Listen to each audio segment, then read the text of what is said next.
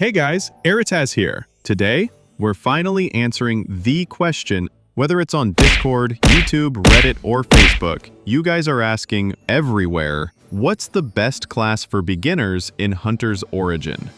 Since I hate giving a black or white answer when the truth is much more nuanced, today, we're ranking all 6 starter classes based on how smooth they are for your first run from the beginning to the end of the main story. Before we start, remember you can respec for free the first time and only need watch an ad for the subsequent ones. So I really encourage everyone to experiment and try things for themselves. And without further ado, here's every starter from worst to best in Hunter's Origin for 2025. Don't get me wrong, with a wide 180° basic attack, a heavy 250% damage AoE skill, and a solid mix of damage and tankiness steroids, Barbarian brings the pain. The problem is, he brings it to himself too. Barb being a melee hunter means you'll get hit more than any other starter. That translates to way more potion usage, unless you rest after every fight. And that, of course, will slow your progress to a crawl. That alone is reason enough for me to save him for a second or third playthrough. And it doesn't stop there. His evolutions aren't exactly smooth sailing either. Both Tier 2 evolutions have tiny AoE, and only Hoplite really stands out among the Tier 3s.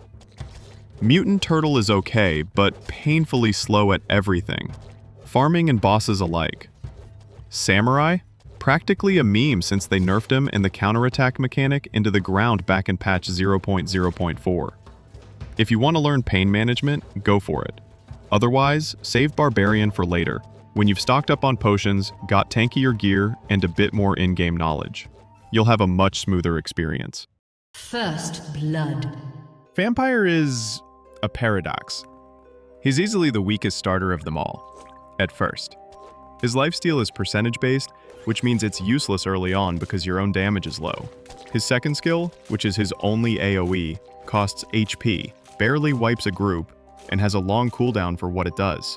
Meanwhile, his basic attack is single target, which makes early farming a total slog. But if you can hang in there, 2 of his final evolutions are absolute S tier. Spider Queen, the best boss killer in the entire game. Scarecrow, easily one of the best farmers, and both are pretty good at doing the other's job. Scarecrow does need a more specific setup than most classes. He relies on elemental damage and his Call of Crow skill for real damage. But once it's set up, it's one of the chillest classes to play. As for the first evolutions, go with Gorgon. Mummy's Aura is garbage for farming unless you're already stacked with elemental damage, which might be difficult if this is your first character. The 1% of the enemy max HP is ridiculously low for early mid-game, and, to add insult to injury, it's treated as physical damage and thus reduced by the enemy's armor. Gorgon will be smoother sailing, but hey, feel free to try both and make your own opinion. Overall, Vampire becomes amazing once you've suffered enough to deserve it. But if you feel like a rough start will make you rage quit before it pays off, then save it for a second character. Wingardium Leviosa. Stop it, Rod. As a starter, he already has AoE on both his basic attacks and his skills, which makes farming groups a breeze. His only weakness early on is single target damage, especially against bosses, since his range is short and he's a bit squishy. Of his first evolutions, Voodoo performs best if you have dark damage gear. He deals huge damage over time once his curses stack up. Grey Wolf is more gimmicky, but just got buffed in patch 1.0.2. If you try him out, you'll want cold damage somewhere on your gear. Just a little is enough to keep enemies trapped inside your tornadoes as long as possible, even when your skill is on cooldown. All his final evolutions are viable, although Necro is weaker and buggy, since sometimes your summons just stop attacking. Yay. Ancient One is one of the best boss killers overall, but needs proper setup to farm efficiently. Ifrit is a balanced pick, good for both farming and bosses, and gets crazy with the right gear, but still won't feel great when you just unlocked it. Now, here's where things get messy, and why Wizard ranks 4th. The biggest issue comes from how the game handles elemental scaling, and from the fact Wizards' weapons just keep throwing random elemental damage in your face. Let me explain. Take Wizard's second skill. Supposedly, it deals 200% of cold damage. It sounds like it scales purely from your cold damage or just your damage stat. But that's not what happens.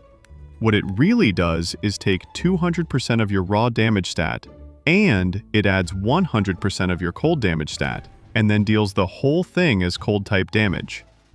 The problem is, the game never explains that to you properly. If your wand is stacked with random fire or lightning damage, none of that helps your ice skills at all. And since you can't really choose what element you get on your wands, if you're unlucky, you'll constantly have mismatched stats that don't feed your actual abilities.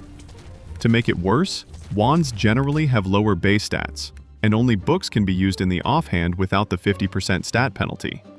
Daggers are just meh.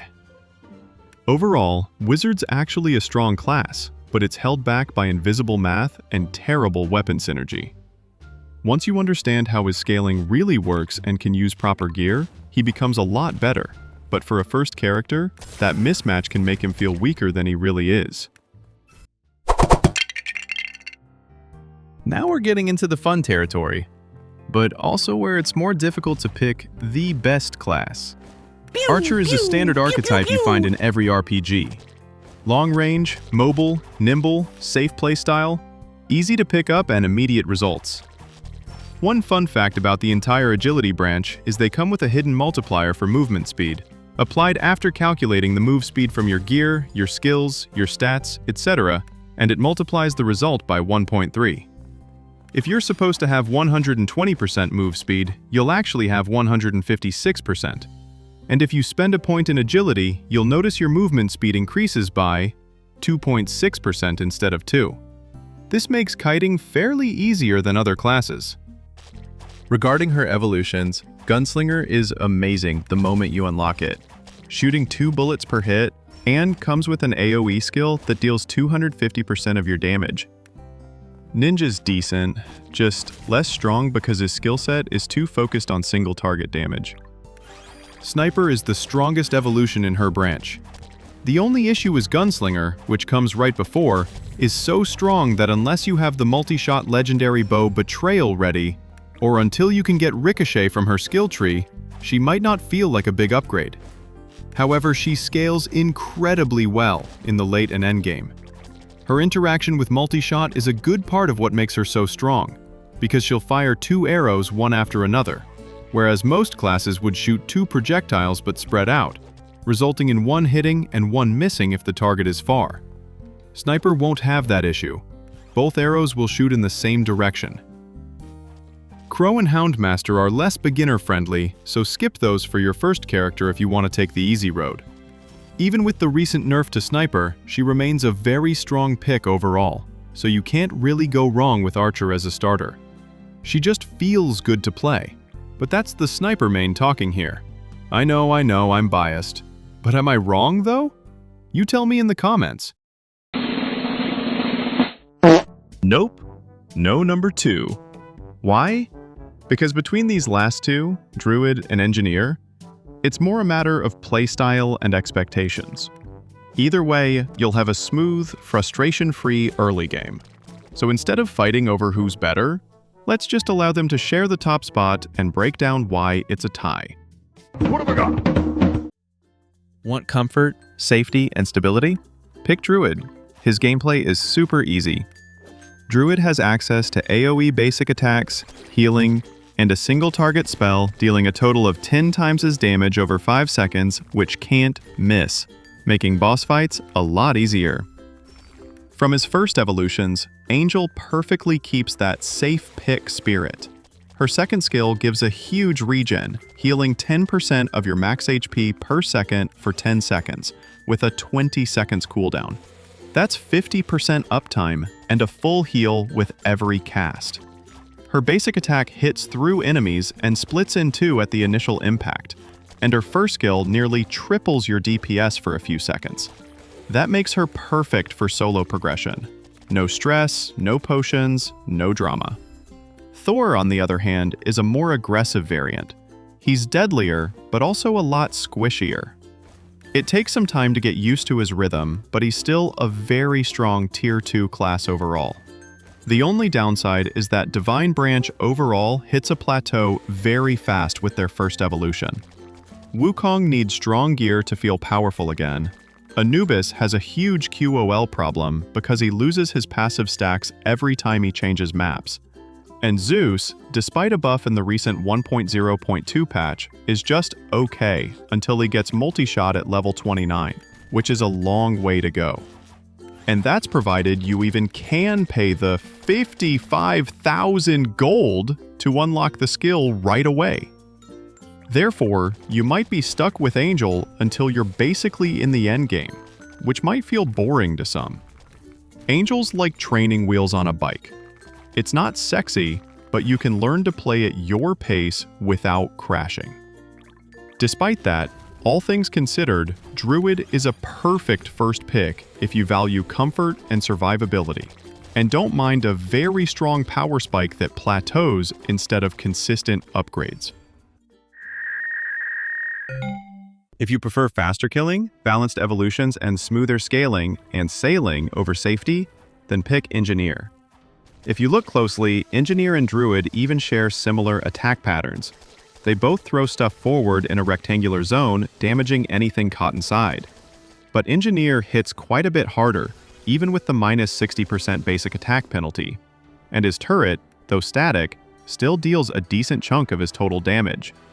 Every one of his evolutions feels like an upgrade, whether you go Gentleman, with its crazy multi-hits that can shine with the right gear, ideally with a bit of cold damage, or Hammered In, basically an Engineer variant with a different attack pattern. Both are perfectly viable. Among the final evolutions, Mech is a bit behind and needs in-game gear to scale properly, so maybe leave him aside early on. Goblin is straightforward and easy to play, doubling down on turrets as the core of his gameplay. And Plague Doctor? Well, he's the real MVP. Again, remember, you can respec pretty much for free by hitting the respec button. You'll get your gold and skill points back, so you can experiment freely. And you should, because all three have very different playstyles. Regardless, our favorite Fart Boy is one of the best Tier 3 classes for beginners, because he doesn't need any specific gear to shine. His real strength is his attack pattern. He doesn't need to stand still or cast skills to deal damage, only proper positioning. Just walk smart and you'll melt mobs chasing you like idiots. Use your skills for ranged enemies or bosses. It works with almost any gear and feels super chill to play. It's a literal walk in the park. If the park was in Chernobyl, okay, granted. All of this makes Engineer the perfect pick if you want to breeze through the early game with low effort and still have great scaling. It's tech, not rocket science. And that's the full ranking, from full masochist to chill enjoyer. Remember, you can always change to a different class if you want, and even the worst classes can shine later. What the fuck? But for your first run, if you prefer taking it easy, this should help you make up your mind. Alright, that's it for today. Remember to like, share the video, and subscribe if you haven't already. I'll see you guys next time, probably for part 3 of the XP guide. Until then, take care, and happy hunting. Eritas, out.